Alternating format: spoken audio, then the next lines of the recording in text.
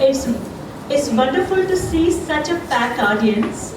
I really feel very blessed that so many of you took the time to come on your weekend morning. I'm sure you have many better things to do, and you chose to invest your time in your children and their future. So to begin with, I am also from the school in Toronto. If I have your permission, I'd like to begin by starting with the non-denominational prayer that is part of this high school culture in Toronto. And everything we do, we begin with this prayer. Whatever be the name or form of the God you follow, this is a prayer to that God. So please repeat after me. Dear God, be in my mind, and in my thinking. Dear God, be in my eyes, and in my seeing. Dear God, be in my ears, and in my listening. Dear God, be in my mouth, and in my speaking. Dear God, be in my hands, and in my serving. Dear God, be in my heart, and in my loving. Thank you. Now, just as Mrs. Chitra Narayan said, I too just want to... Oh, there is water if you don't know. I also want to just remind all of us here how grateful we ought to be because God gave us the gift of parenting. As we speak, there are millions of couples all over the world who are praying that God may bless them with a child. They're going through all kinds of treatments, from fertility clinics to prayers to mosques, and making wishes, promising God they will do this and that if God blesses them with a child. So to have the gift of parenting bestowed on you, the blessing, is an enormous blessing, but it comes with a responsibility. As Khalil Gibran, one of my favorite writers, says, our children don't come from us. They come from God, but they only come through us. God chooses us as vehicles to bring into world little bite sizes of Himself. So these are little bonsai gods who land up in our laps, and we have the responsibility as trustees of this gift from God. A trustee is one who takes care of a responsibility without a sense of ownership. We don't own our children. We have been given the responsibility, and we have to know how this gift has to be nurtured and fostered and presented back to God as a good citizen of society. Now, most of us try our best to be good parents, and there are many factors that influence our parenting practices. One is the atmosphere in which all of us grew up. I'm sure if you take a moment to reflect on your childhood and your adolescence years, you will think of 10 different qualities that your mother and your father possessed. For example, many of us may claim that I had a very nurturing mother, very loving, very caring, because that somehow is the nature of womanhood. And every woman does not have to be a biological mother to be a mother. Every woman is born with that ability to make a sacrifice, nurture and care. That's just part of the gene, the DNA of women. Many of us may remember our fathers as strong providers who gave us a sense of safety and security. Some of us may remember them as very strict. And some of us may have very unpleasant memories of our childhood based on how we were raised.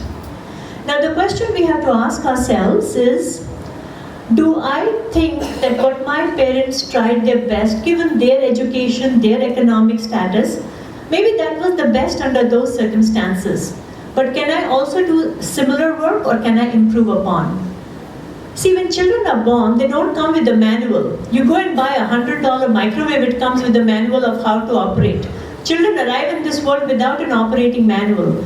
So it's and we cannot there are some things you can do instinctively, others we need to be very mindful of and we learn. And I simply cannot tell you how wonderful it is that so many of you took the time to come out this morning. Because when I lived in Toronto and my son was enrolled in the junior kindergarten program at the Sai School of Canada, the admission that my son got in the school was subject to a condition, and that condition applies to all parents. Within the first academic year of my child's enrollment, every parent has to commit to attend 16 weekends of dynamic value parenting. And if within the year you don't complete it, your kid's promotion to the next grade is conditional, may be cancelled. So at first I tried to talk, I was working in the school, I'm a Sai student, I was a staff, I said, I've attended all this, can you please exempt me, because I'm working 24/7, and then every weekend to come, and they say it's a 2-hour class, but generally goes almost to 3 hours, early in the morning. On a snowy Saturday morning, you have to turn up at school. So the teachers used to bring us donuts and coffee just to encourage us to stay awake in the class. But when I went and attended the dynamic value parenting, I realized there was so much deficiency in my style of parenting, and I had to be so mindful of many, many things that I was doing which were not healthy for my child's growth. So honestly, we can all learn all the time, and we can all use reminders all the time. Now, the other thing that influences another factor, our style of parenting, is the pressures of life. And these are very unique to migrant societies such as this one. When we are transplanted into a land or a culture which is away from your homeland, the priorities somehow get rejected to some extent. And in most cases, to survive the job and to retain employment becomes quite a challenge, which means parents have to perform very hard at work and they have to work long hours. That puts a lot of mental stress on parents and also zaps away their time. Now, here what I noticed while chatting with some of you is that given the labor laws and the visa laws, one parent tends to be more available as opposed to North America, where most cases both parents go out to work. I think that's your greatest strength and your blessing, that at least the mother is more available to spend time with the children.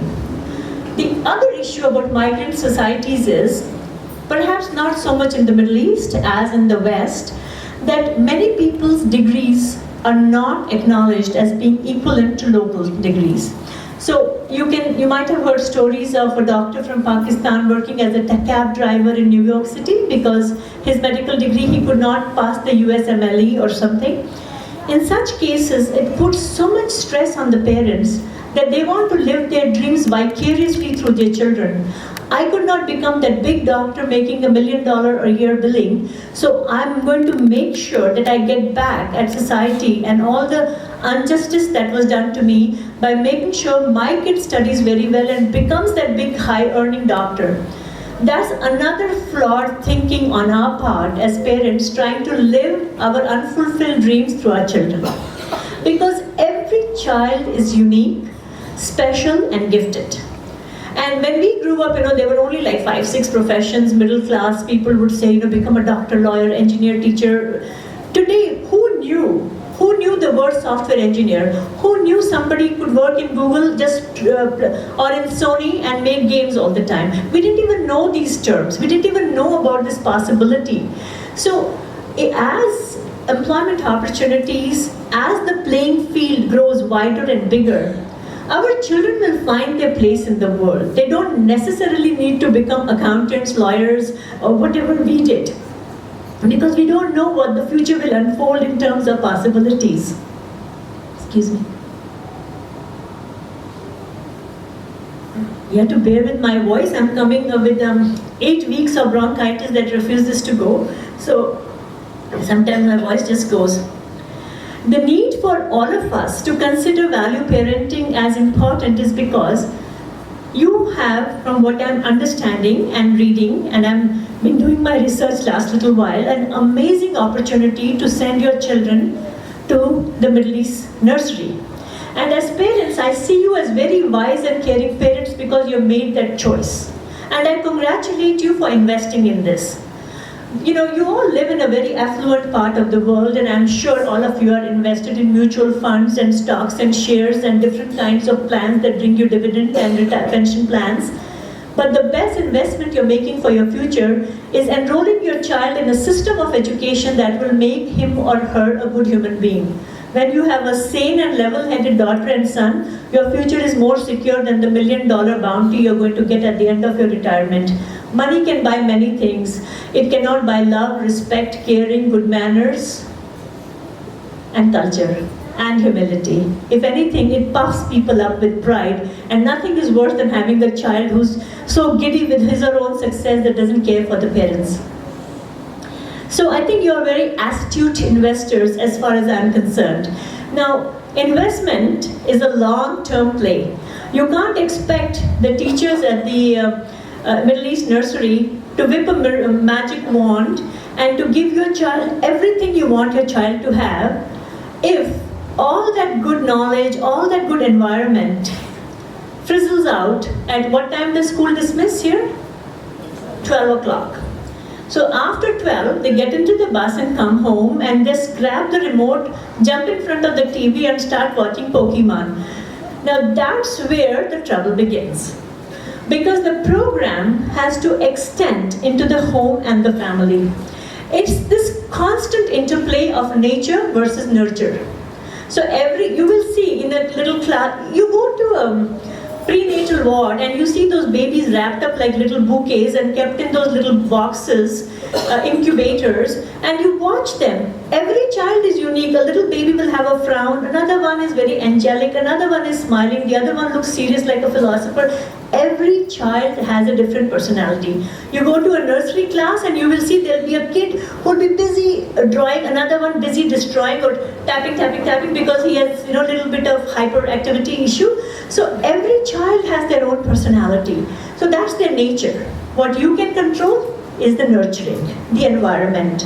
And the program to be successful has to extend before and after school hours. That's why you're very important partners in making sure that each one of our children grows into a productive, beautiful gift to society, to our country, to our family that we will offer back to God because He blessed us with this child.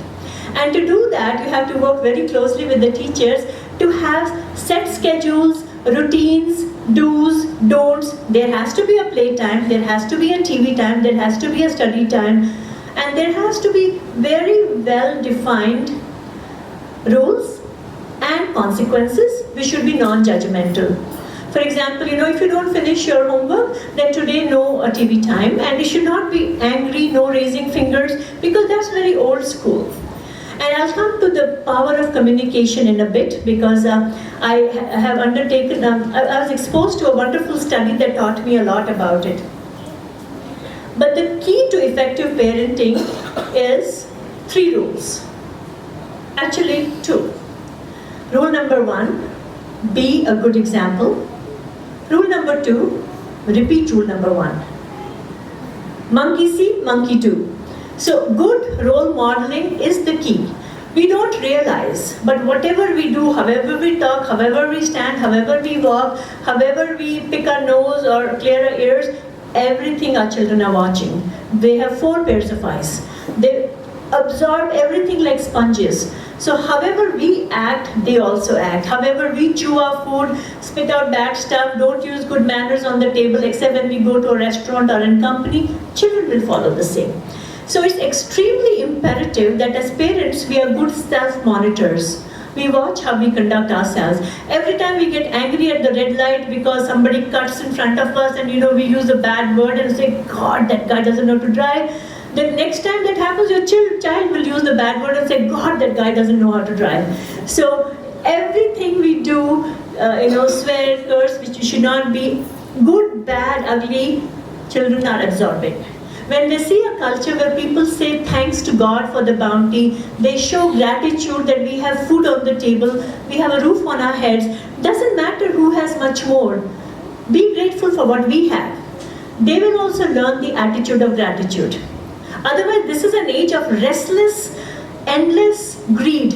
I have only 2 video games. That friend, his mother on his birthday got him 4. My friend has these imaginary friends whose parents are just showering things on the children for no reason. So I keep telling him, can you introduce me to these parents? I'd like them to adopt me also. He says, you know what my friend's dad did on his birthday? I say, yeah, tell me. So he'll give me this long spiel of, hard to believe stuff. And I said, fantastic, I wonder what his parents do and what kind of money they make and what kind of money they have to burn. I'd like to get to meet them because maybe on my birthday they'll give me something like that. So basically I tell him to be more content with what he has and look at those who have nothing and so much less.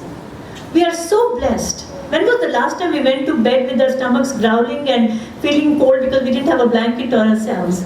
There are millions of children who go to bed like that. And you know what is worse than that? There are millions of children who are subject to abuse. Imagine how fortunate we are that God has given us children who are safe in our care. And as adults, as parents, as uncles and aunts, as teachers, as caregivers, the worst thing we can ever do is to betray an innocent child's trust. I think there's one issue that people don't address and talk about.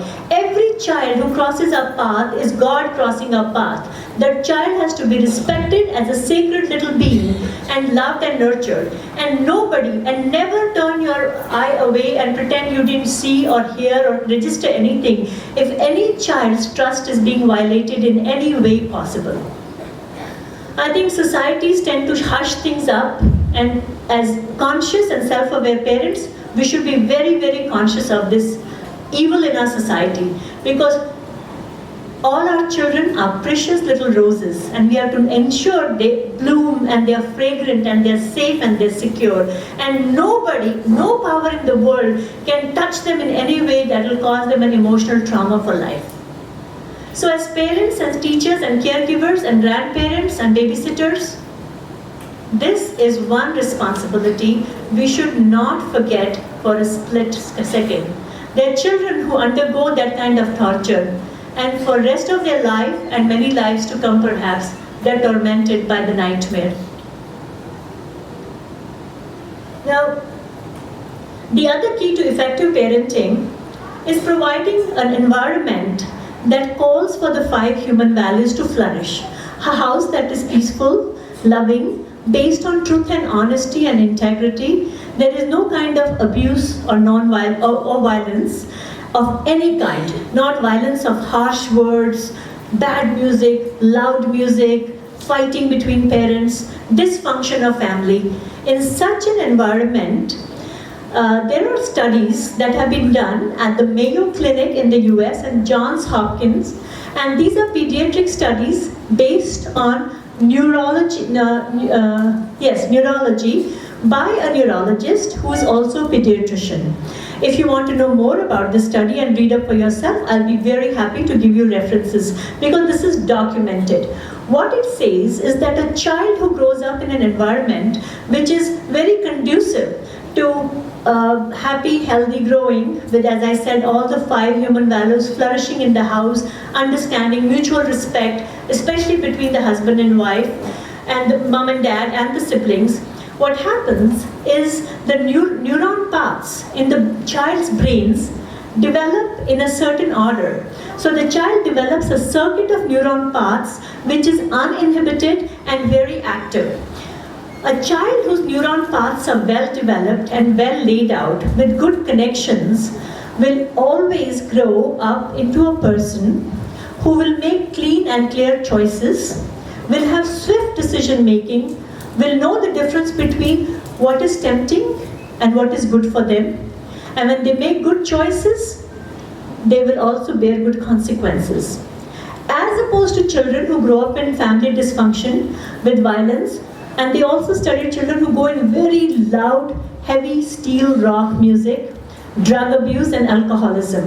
They did the scans of these children's brains and they found their neuron pathways did not have the connection of a good circuit. Instead, the development of the brain was much like Swiss cheese with little holes here and there, disconnected. Such children are prone to make poor choices, are prone to fall into acts of juvenile criminality, and are prone to end up in behind bars, get caught up with drugs. What we want for a child, we can control. It's a controlled environment. When you give them an environment where the values of the school translate into the life at home, with sweet speech, loving thoughts, good rules, regulations, do's, don'ts, and very clearly spelled out consequences, which are very impartial, non-judgmental, and which you carry out. Don't just threaten, if you don't do this, you don't know what I'm going to do to you. No, that's not a good idea. If you don't finish this, perhaps you're not going to get your date with your friend today, and then follow it through and very lovingly tell the child, I really wanted to take you for your play date, but because you didn't follow that part which I had laid out to you, so we have to articulate, that's why I'm so sorry, this week we are going to cancel your playtime. So children who have this ability will develop amazing brain circuitry which will allow them to see the connection in everything around them, including the choices they make and the results. Because for a child, when they have to choose between what's tempting and what is good for them. So give them, for example, a good breakfast cereal for breakfast, or you give them Fruit Loops, which is nothing but processed flour and artificial coloring and tons of sugar. What is the child going to run for? Obviously, even if you give me, I will be tempted to eat 5 Fruit Loops very quickly because they smell good and they taste good. But a wholesome breakfast that somebody else offers me, secondary. Now when a child has a well-developed neuron pathways in his brain or her brain, the child will choose what is going to lead to his or her health. So environment at home will determine how your child's intelligence, IQ level, judgment, moral judgment, everything is dependent on the circuitry of the neuron pathways within the brain.